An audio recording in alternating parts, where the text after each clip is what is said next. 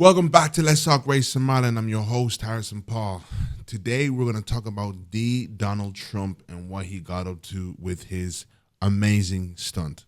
Yes, I believe it was a stunt. I do not believe Donald Trump would be that unprotected and go that unprotected. Of course, there are a lot of different pieces of evidence that could prove that this was a real situation, but personally, I just don't know. I'm not buying it. I'm trying to buy it. I genuinely am. I just don't trust that, there'll be that much lack of protection for someone like Donald Trump, a man like Donald Trump. I don't even think that's possible. And I just think it's quite convenient how he was able to throw his fist up and ask for his shoe and all the above. I'm gonna play this clip that for me that I think what made me make my mind up. On top of the actual fist bump itself, I think for me this is when I had made my decision up. Come on. Let me get my shoes. Let me get my shoes. I got you, sir. I got you, sir. Let me get my shoes, sir. Hold that in your head, bloody. So we gotta move to the bus. Move to the bus. Let me get my shoes. Okay, my shoes down. My shoes. Watch out. Wait.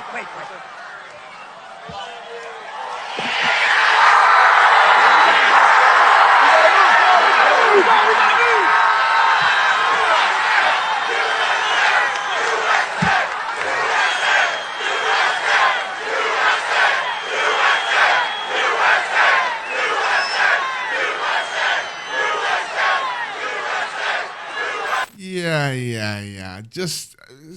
It's just very, very difficult for me to buy. I'm sorry, people. Very difficult for me to buy. Let me get my shoe. Wait.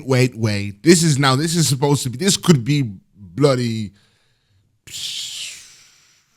the people in Iraq. This could be a 9/11.2. This could be anything in this moment, especially when dealing with a president. We always think of the worst case scenario. So, and that's no insult to any Iraqis. I'm definitely not buying into, the false propaganda against those people. But I just wanted to use that as an example, as to say, in the terms of what Western, Western countries have against these other countries, that they're the bad guys. This could have been one of those moments, those suicide bomber moments, those God knows what it could have been, and to find the patience to stop and just everything. It just seemed a little bit unbelievable to me. But today, I'm not going to talk about whether or not it was believable or not, because even if it was believable, let's give it for the benefit of the doubt and say that it was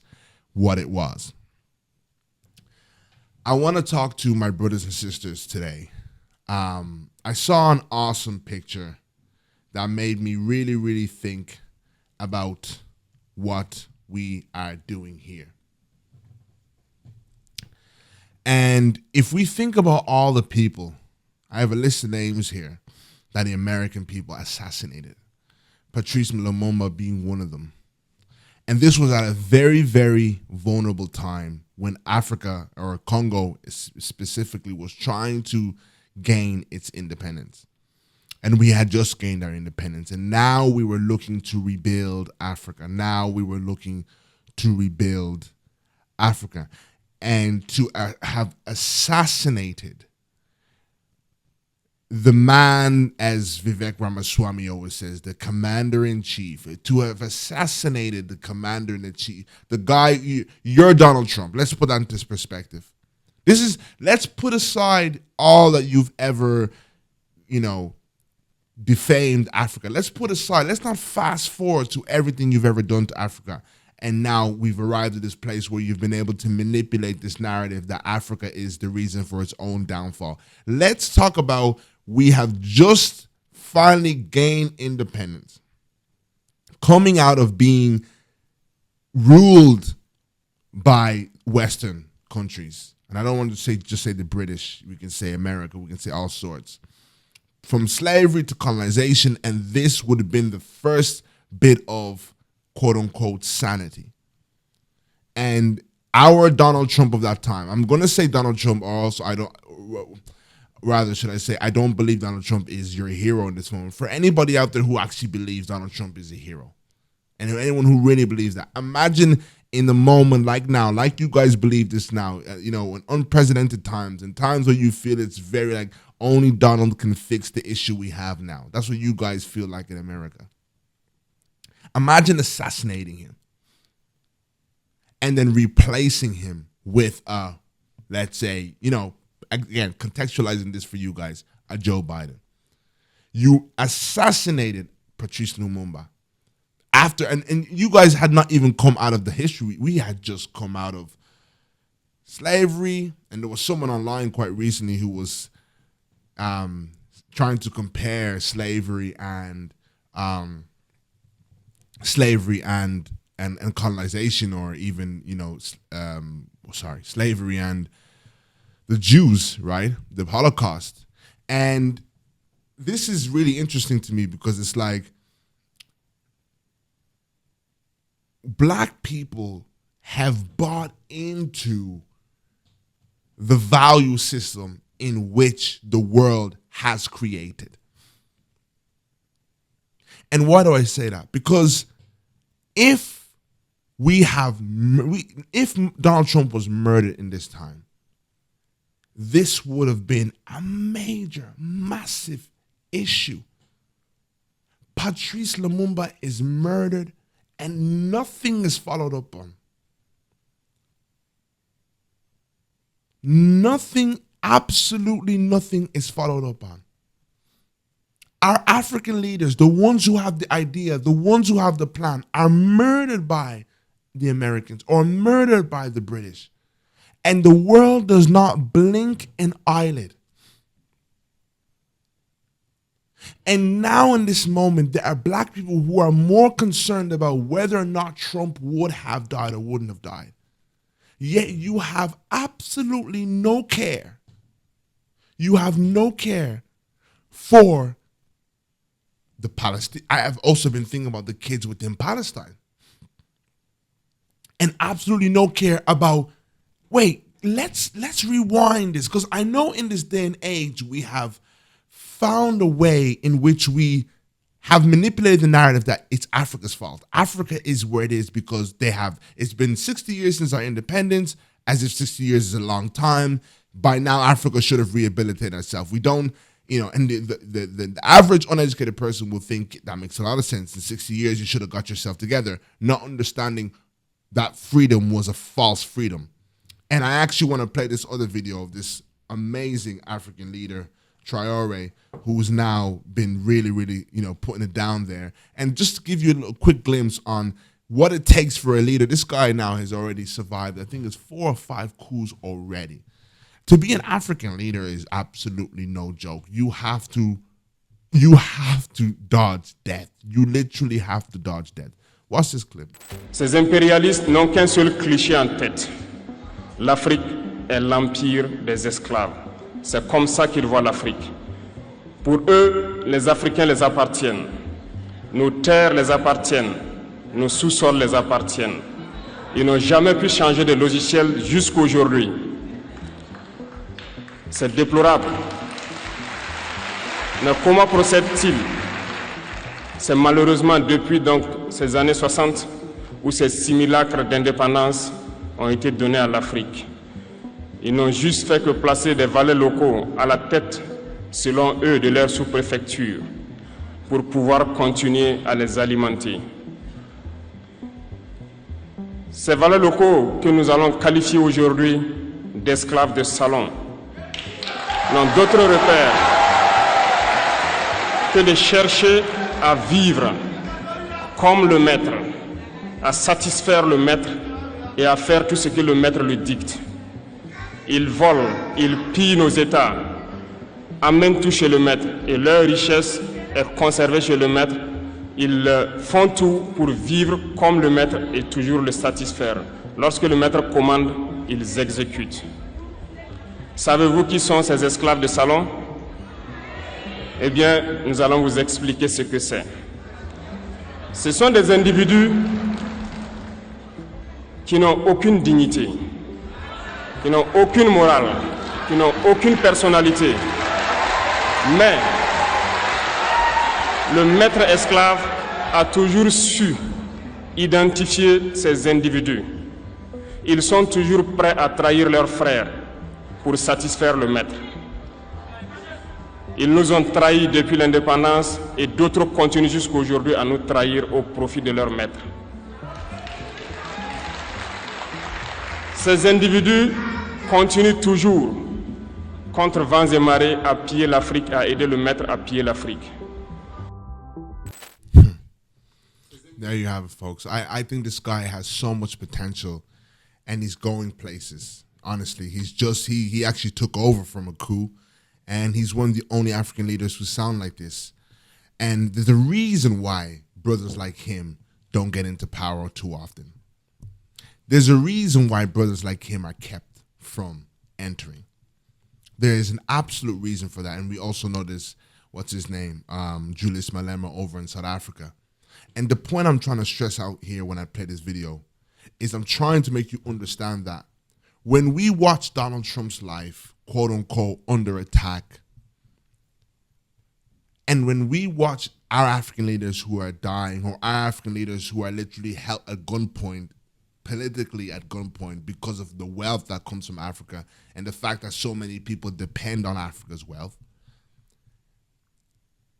the only reason they can continue to go about their business the way they go about their business with Africa is because they bank on the general public, like you and I, to follow the value system that they have set. A value system that says it is a sad day when Donald Trump is shot at, but it should be dusted under the rug when Patrice Lumumba's case has still never been taken to trial. When every African great leader that has fought coming out of colonization and getting its independence. And because those cases are never, there's Thomas Sankara, there's so many African leaders that were assassinated. And I hate, and I'm trying to figure out on black people, where did you get this illusion that people just all of a sudden had a conscience and just stopped? Okay, we've all come to terms, we agreed, yes, there was generations when coming out of independence 60 years ago or so, some countries' African leaders, the Ghana leader, the Congo leader, a few others were assassinated. News everybody now understands. Okay, I want you to ask me, if you know that, when was the turning point politically that people actually said we will deal with things differently to how we dealt with them before? Where were the repercussions that people said, okay, when they did this, they learned their lesson because they were punished or they were whatever. The only people I have ever seen be sanctioned are African nations. The only people I have ever seen be sanctioned since independence is African nations. No African wants to ask these questions about how did that transition take place? When did the morality come back into the conversation? When did standards come back in the conversation? When did we can't deal with Africa this way? When did this come in? Like, what are the actual events that you can say, yes, this event, because I know you're going to say independence. There are so many things that we know happened after independence. There are murders and assassinations that happened after independence. So tell me then, if those things happened after independence, when we were so-called have signed agreements to doing things a new way, what then after that came a new declaration or sign that we were going to now do things differently? If those cases, even the ones that happened after independence, the assassinations, were never even taken to trial. And I get so sick of looking at Africans who support Trump, who have more of a cry for Trump, yet there are kids in Palestine who are being bombed. It doesn't matter. Yet there are African leaders, and there are ways in which the West is dealing with Africa which Africans don't have time for. You have to understand the West has created a value system for human beings that are important and human beings that are not important. When one thing happens to one nation, it's important, it's world news. When it's Ukraine who are under attack, it's world news. When it's Africa, country that's under attack or in conflict, it's not world news. No one wants to investigate it. Everybody today can tell you why NATO this and this, what happened with NATO and why Russia felt this. And majority of people can tell you the bones as to why those conflicts have begun. Of course, you're going to get different propaganda as to why. You're going to get the Allies side to why it happened, and you can get Putin's side to why it happened. Nobody, majority of people today cannot tell you why the quote-unquote rebel M23 and Congo is fighting, why people are displaced in Congo to this very day. Nobody can tell you that. Nobody can tell you what they're in fight over. No one can tell you who arms those people. We can tell you who arms Russia. We can tell you who arms Ukraine. We can tell you all these sorts of things. And I want to say the elites bank on us continuing. I don't want to even say bank on us not being knowledgeable, because not being knowledgeable is only a result of the value system in which we have placed. No one is curious. And that brings me back to what, I'm not even sure the name of it. You know, my lady was kind of reading into it about this person, I don't know, who I'll put up on the screen, who had said that the Holocaust was kind of just down, you know, undermining slavery and saying Holocaust happened because it happened in civilized, you know, society. That's why it was a bigger situation, which was a complete dog whistle in terms of, you know, what do you mean by civilized? There we go again with the narrative that Africa is not civilized. And there we go with the value system. A huge part to what I do, and I'm talking now about my own awakening, was rewiring my world value system. Rewiring what I put as intelligence. Meaning, just because someone talks like a Westerner and an English accent or an Irish accent or a French accent or American accent, I am no longer going to put it in my mind that that person is more intelligent than an African with an African accent. I am no longer going to put a value system that if someone has mannerisms that are more westernized, then they are more intelligent or more of use to this world. And also changing what is the meaning of advancement? What is the meaning of developed? What if Africa has a different perspective on life? A different kind of developed? I understand, tragically, there are parts of Africa where people can't even eat. But I used to kind of say to my mother, like, oh, you know, rural areas, you know, Africa, this, I was Harrison, you don't know, you've never lived in a rural area. Those people who live there love it. There's a value of life. There's a peace of mind. There's a way of thinking that we are so far removed. We're here absolutely losing our minds with we're losing our minds with phones. We're losing our mind with all sorts of things. You will never know the peace. You will never know the happiness, the joy, the balance, the tranquility that a lot of these people in the rural areas have, where they eat off their own land, where they farm, where they have the knowledge to understand. They could survive. Right now, if we lost everything, all the shops closed down, they'll survive. They know how to survive. They know values. They could wipe the floor with values, with character. You could bring them here, you would see the most well-mannered people. The most well-charactered, not just mannered, but well-charactered, the core of who you are. Your values. And here in the West, we're losing values. So that is really what I just wanted to touch on really quickly today. Is to ask the question of, I'm so sick and tired. When are we going to break free from the value system that the West has set, where it matters because Trump was shot at, But it doesn't matter of all the American, how all the endeavors America has done, the crimes against humanity. We have to unsubscribe from that. We, the people, have to unsubscribe from that. And I'm going to be honest with you. There are parts of us who are, and that is why year by year or generation by generation, the fight for Africa, the voice for Africa, the cry for Africa gets that bit louder and louder and louder and louder.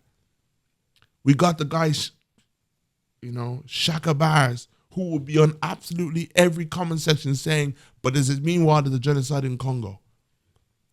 And a lot of us care now. And you know what's also sad? The Palestinians taught us to care about Congo. The Palestinians taught us about self-value. The Palestinians taught us about self-determination. The Palestinians were shouting free Congo. That is when a lot of us said, okay, if they're shouting free Palestine, we got to shout free Palestine, but we also got to shout free Congo. The number one thing we were handed, African, we were handed this self-hatred. And when you think self-hatred, I know your mind is going to think a superficial version of look in the mirror and I don't hate myself. I love this. No. Self-hatred when placing where you place your value. Where we place our value, our self-preservation, that desire to protect our race, to incubate our race, the desire to fight for injustice towards our race. I'm telling you now, if black people were Palestinians, it would not be where it is today. But that's not because black people are stupid. That's because what slavery and colonization did to the Negro, it's made him have less of a care for himself. We would not be seeing free Palestine everywhere if Palestine was a black place. We would not be seeing free Palestine everywhere because when the black man got his independence, everyone thought it would be psychological independence. The black man does not care about himself, and therefore the world will not care about him. The world will only care about Africa when Africa cares about itself. The reason the white man and his Western world is able to be the world that people care most about, meaning if there was a war to break out in Europe, that is when the whole world stops. Because he has a self-love. He has a self-prioritization. And you prioritize his value system. You prioritize his world. And you have pushed yours to the back so much that you will even sacrifice your own dignity. You will sacrifice yourself to maintain your status in his society. I do what I do that goes purposefully against Western society, where I could be looked at as whatever, all sorts of names, you name it, I get it. But I've learned that that is an indoctrination where instead of thinking the problems within my own race and all the attributes and all the, reasons in which they are the way they are, I won't speak too much about it because I don't want to destroy my status in Western society. There we go again, following his value system. Him at the top, his world at the top, his values at the top, his idea of intelligence, his idea of education, his idea of everything, his idea of success, and then putting yours second to that. And then we take little bits of what it means to be African. Maybe some Afro music, maybe some hairstyles, maybe some certain dressing styles, and we think we're pro-black. And we think we are loving being Nigerian because you like to dance. That's what you call being black and proud. That's what you call loving yourself. You want to know how the white man, he can drop all of his foods. He can drop his foods. He can drop his music. He can drop whatever stuff that he likes. You want to know how he loves himself. You will never see anything happen to his society or his community. And it's not the end of the world. Something happened to a white girl, it's the end of the world. You play with his people, it's the end of the world. You robbing, you stealing from him, it's the end of the world. We're not even here robbing from him. We're not even here stealing from him. We're here as immigrants. And guess what? It's the end of the world for him. Because in his mere inconvenience, he has so much self-prioritization. Even his mere inconvenience becomes a main topic of discussion. Politicians are winning election based on how can we get a politician that will prioritize, check this out, prioritizing us. With the same tone, they're saying that we are all equal here. But yes, the politicians they pick are the ones that say, I promise you, whistleblowing, but I'm going to break it down simple. I promise you, I will make you first-class citizen as I make black people second-class citizens, and I will not let that change. And then people go out and run out and say, oh, geez, I think he has to get my vote. They are messing up the economy in all types of way, but still they'll be torn and saying, goodness me, I really want to vote so-and-so because he's going to promise me that. I am not sure how he will actually deal with real political figures, real political change, real policies. But you know what? That prioritization is appetizing. It's like we have to fix the way we think, brothers and sisters. We got to fix the way things. People keep asking me why I do this page, why I talk a lot, because we won't build anything unless we are in the mindset of building. Building doesn't happen with people who have been building for their master all this time. You cannot begin building on top of a foundation that people have only learned to build for their master, not build for themselves. And why is it that? Because there is a way of thinking. There's a way that we are wired. We have to rewire that way. We have to teach the people to fall in love with themselves again. And once we do that, everything else will be inevitable. Everything else will be inevitable. You got to teach black men to love black women again. You got to teach the simple, basic things. You got to teach self-love to the black man again. And self-love, no, it's not looking in the mirror and giving yourself a kiss. It's ingrained in the mind, and it's very nuanced and complex. Until we do that, we're going nowhere. So thank you so much for watching. Make sure you like, share, and subscribe. And I'm on a mission for you.